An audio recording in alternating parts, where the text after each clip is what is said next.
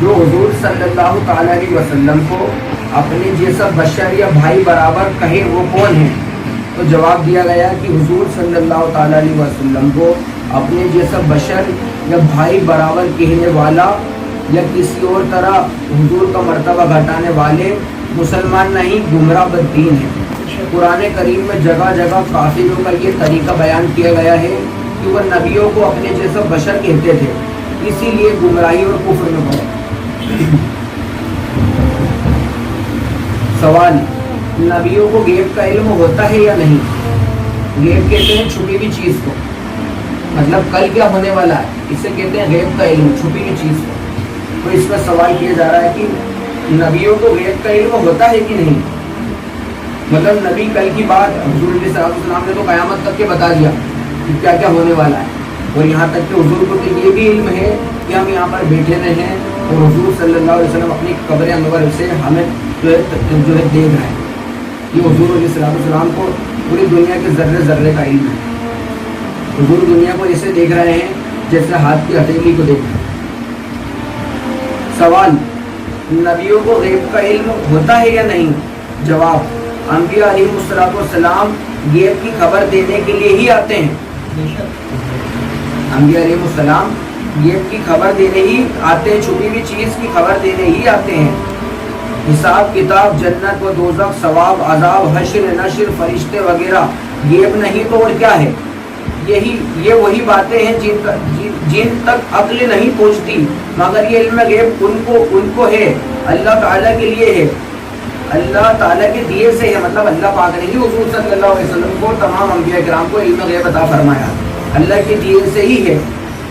یہ وہی بتاتے ہیں جن تک عقل نہیں پہنچتی، مگر یہ علم غیب ان کو ہے اللہ تعالیٰ کے دیے سے، لہذا ان کا علم عطائی ہے، مطلب اللہ پاک نے عطا کیا ہے۔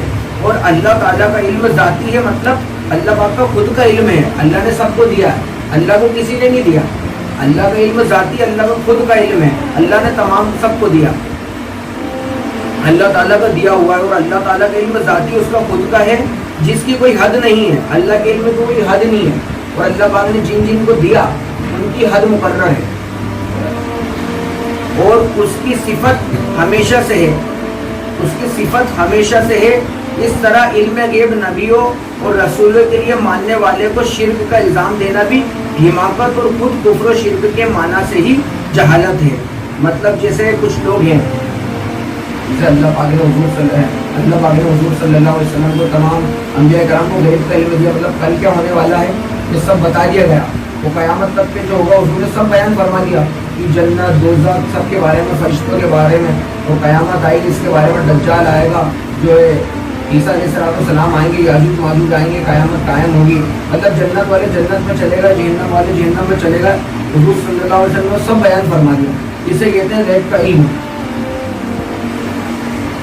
مطلب آپ یہ حضور نے جیسے غیب کا علم بتا دیا تو کچھ لوگ کہتے ہیں کہ تم نے نبی کے لیے غیب کا علم بتا دیا، یہ تو شرک ہے، کیونکہ ہم کو یہ اللہ کا حضور کو خود کا نہیں ماننا ہے، اپنا یہ عقیدہ ہے کہ اللہ پاک نے حضور صلی اللہ علیہ وسلم کو غیب کا علم دیا، جب اللہ نے عطا کیا تو اسے کوئی شرک نہیں بول سکتا۔ اگر یہ کہتے ہیں کہ نبی کا خود کا ہے اور اللہ کا خود کا ہے تو یہ شرک ہو جاتا ہے۔ خود کا علم کس کا؟ اللہ پاک کا، ذاتی علم خود کا اللہ پاک کا ہے، اور اللہ پاک نے نبیوں کو دیا، یہ عقیدہ رکھنا چاہیے۔ اللہ نے نبیوں کو دیا، جو ہم دیا ہوا علم کے مانتے ہیں، اس دیے ہوئے علم کو کوئی کفر اور شرک کے معنی سے نہیں، جہالت ہے۔ اس کو دیے ہوئی چیز کو اگر کوئی شرک بولے کہ تم نبی کے لیے غیب مانتے ہو، یہ تو اللہ کا غیب، اللہ بھی جانتا ہو، نبی بھی جانتے ہیں، تو شرک ہے۔ ایسا بولنے والا جاہل ہے اور جو گمراہ ہے، اور یہ کفر اور شرک کے معنی سے ہی جہالت ہے اور سخت گمراہی کی بات ہے۔ بلکہ مطلقاً انبیاء کرام کے لیے علم غیب کا انکار کرنا تو قرآن کریم کی نص قطعی کی انکار کی وجہ سے کفر ہے۔ مطلب اگر کوئی شخص کہے کہ انبیاء کرام کو نبی علیہ السلام کا علم غیب نہیں ہے، نہیں جانتے کل کیا ہونے والا، تو ایسا شخص کافر ہے، کیونکہ اس نے قرآن کا انکار کیا۔ اللہ پاک نے قرآن میں فرمایا کہ بے شک اللہ پاک نے فرمایا وما ہوا علی الغیب بدنین، یہ میرا نبی غیب بتانے میں بخیل نہیں۔ اللہ پاک نے نبیوں کو غیب کا علم دیا، اللہ پاک نے چن لیا رسولوں کو۔ اللہ پاک وہی تو اللہ پاک نے قرآن میں فرمایا وَعَلَّمَكَ مَا لَمْ تَكُن تَعْلَمْ، اے محبوب ہم نے آپ کو سکھا دیا جو آپ نہیں جانتے تھے۔ مطلب جو ہونے والا قیامت تک. سورہ رحمان پڑھو گے تو اس میں ترجمہ ہے کہ ہم نے انسانیت کی جان محمد کو پیدا کیا اور ماں کانا وما یکون کا علم دیا. ماں کانا اسے کہتے ہیں جو ہو چکا, وما یکون جو ہونے والا, جو ہو چکا آدم علیہ السلام تک اور جو ہونے والا قیامت تک کے, اس سب کا علم اللہ پاک نے حضور صلی اللہ علیہ وسلم کو دے دیا. اب کوئی یہ کہے کہ کل حضور صلی اللہ علیہ وسلم کل کی بات نہیں جانتے ہیں اور علم غیب کا انکار کرتا ہے کہ کچھ بھی نہیں معلوم, تو وہ کافر ہے کیونکہ قرآن کا انکار کر رہا ہے. سمجھ میں آ گئی آپ کو بات؟ سوال, کیا کوئی عبادت کے ریاضت سے نبوت حاصل کر سکتا ہے؟ مطلب کوئی شخص کہے کہ میں نماز پڑھ کے نماز ریاضت بالکل تقویٰ پرہیزگاری حاصل کر کے کیا نبوت حاصل کر سکتا؟ جواب, ہرگز نہیں. نبوت بہت بلند اور بڑا مرتبہ ہے, کوئی شخص عبادت وغیرہ سے حاصل نہیں کر سکتا, چاہے عمر بھر روزہ دار رہے, رات بھر سجدوں میں رویا کرے, تمام مال و دولت خدا کی راہ میں صدقہ کر دے, اپنے آپ بھی اس کے دین پر فدا ہو جائے, یعنی جان قربان کر دے, مگر اس سے نبوت نہیں پا سکتا. نبوت اللہ تعالیٰ کا فضل ہے, جسے چاہے عطا فرمائے. ہمارے پیارے آقا مولا محمد صلی اللہ تعالی علیہ وسلم جب کوئی نبی ہے, ہمارے آقا حضور صلی اللہ علیہ وسلم کے اللہ تعالیٰ کے آخری نبی ہیں. اب کوئی نبی ہرگز نہ آئے گا, حضور آخری نبی ہیں, حضور آخری نبی, حضور کے بعد کوئی نبی نہیں آئے گا. اور جو ایسا کہے کہ حضور کے بعد کوئی نبی آ جائے گا یا آ سکتا ہے تو وہ کافر ہے, کیونکہ قرآن میں اللہ پاک نے فرما دیا ہے ماں کانا محمد ابا احد رجالکم ولکن رسول اللہ و خاتم النبیین, یہ حضور صلی اللہ علیہ وسلم آخری نبی ہے, ان کے بعد کوئی نبی نہیں آئے گا. اگر کوئی بدبخت جو ہے یہ کہے کہ حضور صلی اللہ تعالیٰ علیہ وسلم کے بعد کوئی نبی آ جائے یا آ سکتا ہے تو وہ جو دائرہ اسلام سے خارج ہے, کیونکہ اس کو قرآن کا انکار ہے. سمجھ میں ہماری بات؟ تو حضور کون ہے؟ آخری نبی. ان سب باتوں کو جو ہے دماغ میں بٹھا کے رکھو, کیونکہ فتنے کا دور ہے, بڑے بڑے فتنہ پیدا ہو رہا ہے, جراثیم میں آدمی کو گمراہ کر رہا ہے. شیطان بھی جو ہے نا ایسے لبادے میں ہو کے آتا ہے کہ آپ نا ایمان کب لے کے چلے گا آپ کو خبر بھی نہیں. حضور صلی اللہ تعالیٰ علیہ وسلم نے فرمایا کہ آدمی اپنے دوست کے دین پہ ہوتا ہے, آدمی اپنے دوست کے دین پہ ہوتا ہے, اس کو دیکھنا چاہیے کہ وہ کس سے دوستی کر رہا ہے. تو ہمیں دیکھنا چاہیے کہ ہمارے جو بھی دوست ہیں, اول بات تو بری صحبت میں تو نہیں ہے, بری صحبت میں تو ان سے بھی بچنا چاہیے اور ان کو سمجھانا چاہیے. اگر گٹکا ہے, نشہ کرتے ہیں یا گٹکا کھاتے ہیں یا سگریٹ پیتے ہیں, کسی بھی گندے گناہ میں مبتلا, تو ہمیں چاہیے کہ اس کو بچائیں. اگر نہیں سمجھ لیا کہیں اپن اس کے چکر میں وہ نہیں ہو جائیں, مطلب برباد اپن لوگ نہیں ہو جائیں, تو اس کو چھوڑنا ہی دیتا ہے. اور ایسے یہ تو دنیا دور کے اس سے جان جا سکتی ہے, مگر کچھ لوگ ایسے ہیں اسلامی لبادہ پہن کے آتے ہیں آپ کے پاس, آپ کو میٹھی میٹھی باتیں کریں گے, وہ لوگ آپ کا ایمان کم لے جائے, آپ کو خبر بھی نہیں چلے گی. تو ہمیں دیکھنا چاہیے کہ ہمارا دوست وہ تو نہیں ہے جو حضور صلی اللہ علیہ وسلم کا علم غیب کا انکار کرتا ہے, کہیں ہمارا دوست وہ تو نہیں ہے کہ جو کہے کہ نہیں مزاروں پہ نہیں جانا چاہیے, کہیں ہمارا دوست وہ تو نہیں ہے جو کہتا ہے کہ میلاد النبی پہ لائٹ نہیں لگانا چاہیے, کہیں ہمارا دوست وہ تو نہیں کہ غریب نواز کی بارگاہ میں نہیں جانا چاہیے.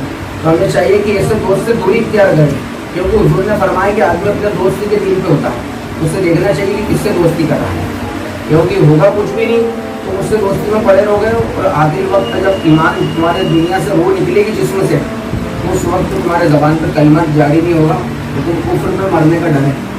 تو بہتر یہ ہے ایسی دوستی سے ہی بچو جس نے اللہ کی نہیں سنی, رسول کی نہیں سنی, بھلے ہی دیندار بنا ہوا, نماز پڑھ رہا 5 وقت, مگر اللہ رسول کی گستاخی کر رہا ہے.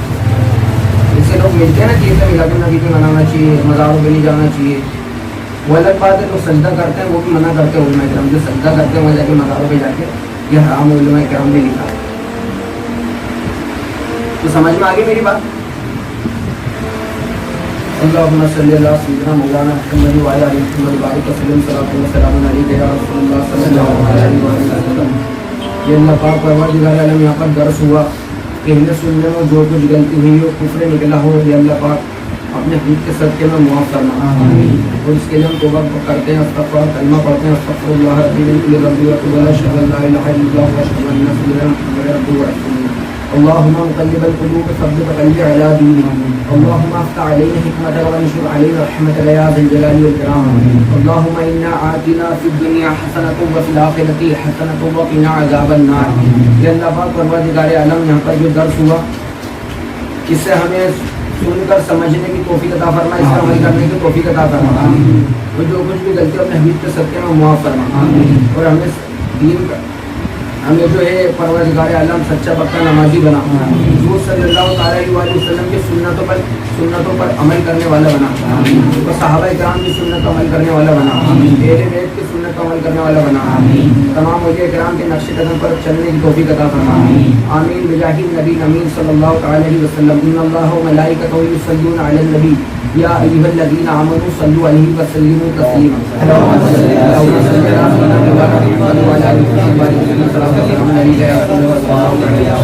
سبحان ربک رب العزت عما یصفون وسلام علی المرسلین والحمد للہ رب العالمین۔ سبھی بھائیوں کو گزارش ہے کہ نماز کی پابندی کریں۔